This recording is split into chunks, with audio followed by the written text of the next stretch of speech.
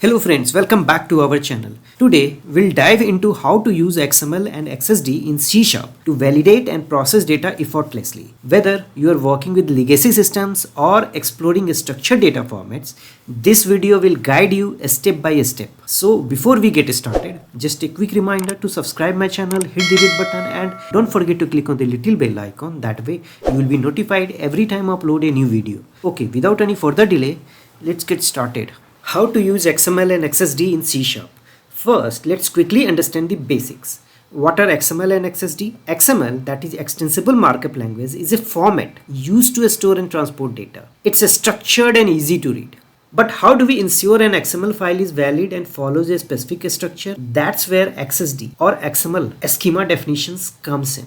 So XSD acts as a blueprint defining the rules and the structure of the XML file. Think of it as the quality check for your XML data. Okay, so let's see the example of XML and XSD file, how it looks like. So here we have data.xml. If you see this file structure, in first line we have declared the version and encoding of an XML document. So version 1.0 indicates that XML version what it is being used. Encoding UTF-8, it indicates the character encoding. That means it is going to support a wide range of the characters. Now if you see this implies is nothing but over here root element that enclosing the entire XML document. It represents a collection of group of implies. So if you notice within the implies we have two imply tag, right? So basically it represents two implies inside that, and each imply element contains four elements: ID, name, age and department. So ID 1, name is equal to James Smith, age 25, department ID.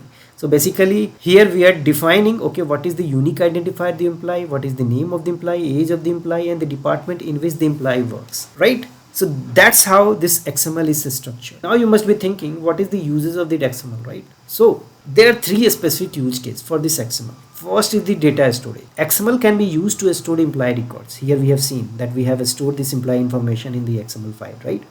And second is the data exchange. So XML is used to transfer data between the system in a structured format. And the third one is the configuration. You have seen many configuration file that is written in the XML. So it is often used in the configuration file for the software. For example, if I am considering this web.config, which is a configuration file of the ASP.NET application, there also we are using the XML to store all those information, right? So these are the basic uses of the XML files. Now, what are the features of the XML? First feature is the human readable. It is easy for humans to read and understand, and it's a self-destructive. Tags like ID, name, age, department, employee, implies, it indicates what data it is going to carry, right? It's a structured way. It organizes data hierarchically. That's what it's a structured one, and it is also extensible. So we can define our own custom tags and structures based on our own requirement. So that's all about the XML as the basic information, right? Now let's review this schema.xsd. XSD known as the XML schema definition, which acts like a blueprint for the XML data. Why I am saying the blueprint? Because it defines the structure, rules and data type that XML files must follow to be valid. So let's review this schema.xsd. How we have written over here. So first line, XML version 1.0 encoding UTF-8, it indicates what XML file version is being used and also what encoding is going to support. So that's what I have written, UTF-8 over here, and version is equal to 1.0. Then I have written access scheme attribute form default unqualified, element form default qualified, and XML ns:access, and then we have given this URL. So this line specifies that the document is an XML schema, that is number one, and also it uses access: as a shorthand for element defined by the schema language in this. So if you notice, I have mentioned element name implies, but it has access: so this is the shorthand notation wherever we are going to use this element or any part in this schema file, we need to prefix with this access.: over here. So top level, what we have given, we have written access element name is equal to implies. So this represents the root element of the XML file. Then we have written access complex type. What does it mean? It means that implies can contain nested or a structure element. It's not just a plain text. Okay. Then I have written access: sequence. What does it mean? It means the elements inside the implies must follow a specific order. Then we have written access element max occurs is equal to unbounded and name is equal to imply. So here if you see, I have written element is imply, which is going to come under this implies, and max occurs unbounded. What does it mean? It means that element imply can appear multiple times inside this implies. Okay, so there is no fixed limit defined over here. So it could be any number of imply element in this implies a root element. Okay, then I have written access complex type, access sequence, and then we have written 4 element over here: ID, name, age and department, and its data type, right?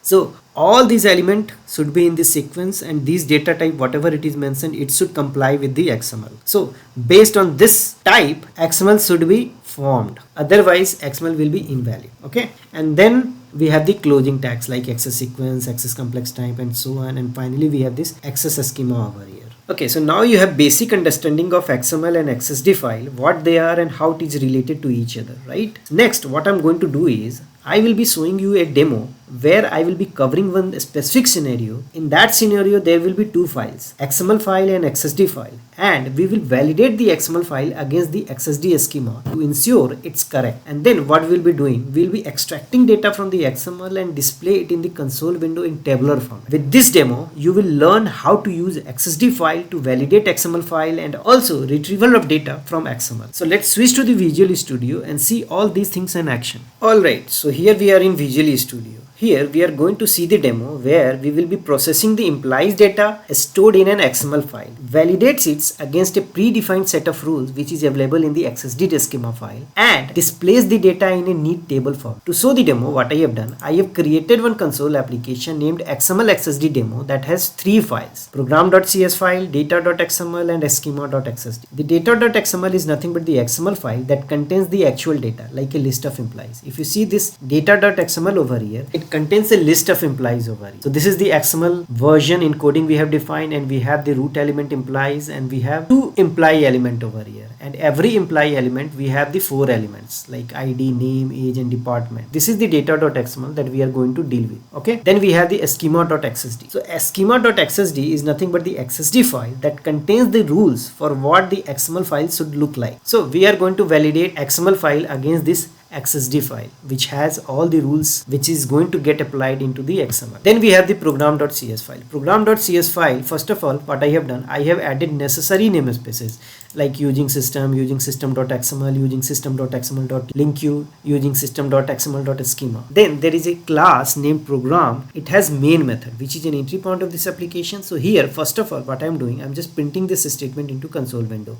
Demo of how to use XML XSD in C# program. Next, what I have done, I have declared and initialized 2 string variables named XML file and XSD file that contains the XML and XSD file respectively. So if you see here, we have the path of the data XML along with the file name. Similarly, we have the XSD path where this file resides. So this string variable will be having those details. Then what I have done, I have written try, catch and finally block. In try block, first of all, what I am doing, I am just going to invoke this validate XML method and passing 2 arguments into it, XML file and the XSD file. And then what I have done, if XML file is valid, then I am loading and parsing the XML, and for this I have used this xDocument.load method. So this XML file is going to get loaded into this XML document. Then I'm calling this method display XML data and passing this XML documents as an argument over here. So it will be displaying data into the tabular format, and if there is any exception occurs, this exception is going to get caught into this catch block, and this error is going to depicted into the console window with the help of this console.writeLine statement. And finally, I'm just writing console.readLine statement. So it will hold the screen unless and until we just click any key over here. Okay, let's review the validate XML, how we are going to validate XML against XSD in this method. So this is the validate XML method. This method ensures the XML data is valid by comparing it against the rules defined in the XSD file. So here, first of all, what I have done, I have created an XML schema set object that can hold the rules from the XSD file. That's what I have written, XML schema set, schemas is equal to new XML sheet, and then I have called this schemas.add method. What it will do, it will load the XSD file into this object, so the program knows what rules to check. Then I have created an instance of the this XML reading setting class. That's what I have written. XML reading settings is equal to new XML read settings. So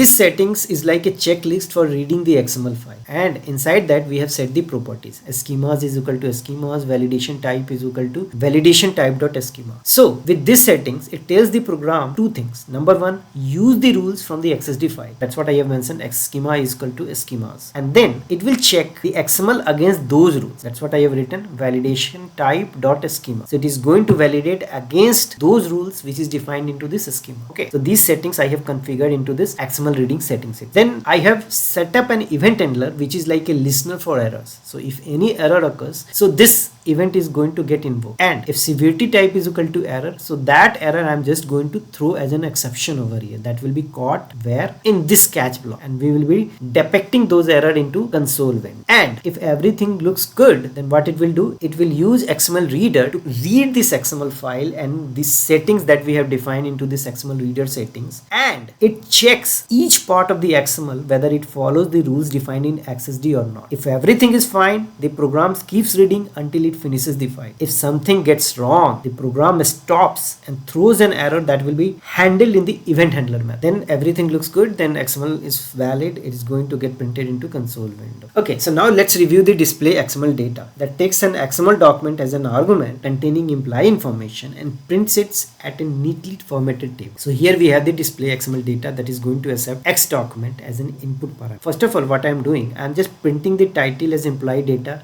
with the help of console.writeline statement, and then I'm printing the column headers like ID, name, age and department. And then what I'm doing, I'm just using the loop to go through all the employee elements in the XML doc. So each employee represents one employee. So what I'm going to do, I'm just going to iterate all those employees into this employee record, and then I'm just going to extract the data and put it into the variable and finally print it into the console window, and ensuring the table looks aligned. That's what. If you see here, for each where employee in document or descendants employee, so it will be iterating loop one by one. It will be retrieving all those information like ID, name, age and department, and then each row is going to get printed into this formatted way. So here if you see, I have written ID comma -4 -4, name comma -18, age comma -5, department comma -18. So basically what we are doing, we are just aligning so that it will come up, it will be printed in the console window in the formatted way. Okay, so now you have seen how the program is structured and written. Let me execute this program and show this output to you. Okay, so output got appear into this console window, right? So if you see the first statement, demo of how to use XML XSD in C# program got printed because I have written this console.writeline statement over here, right? And then we had one XML file and XSD file, and we have validated XML file against this XSD where the rules regulation were defined, and after verification it found that XML is valid. So this XML is valid, the statement got printed over here. And then what I have done, I have extracted the data from the XML and printed into this tabular form. And if you see, neat aligned format it got printed because we have this use formatted placeholder to ensure the table looks aligned. Okay, so that brings me to end of my session today. To sum up, in this video we learned what XML and XSD files are and how to validate an XML file against the XSD schema. And also we learned how to extract data from the XML and use it in a C# program. That's all for this video, guys. If you like this video, hit the like button, share it with your friends and colleagues, subscribe to my channel if you haven't done already. Thanks for watching. See you next video.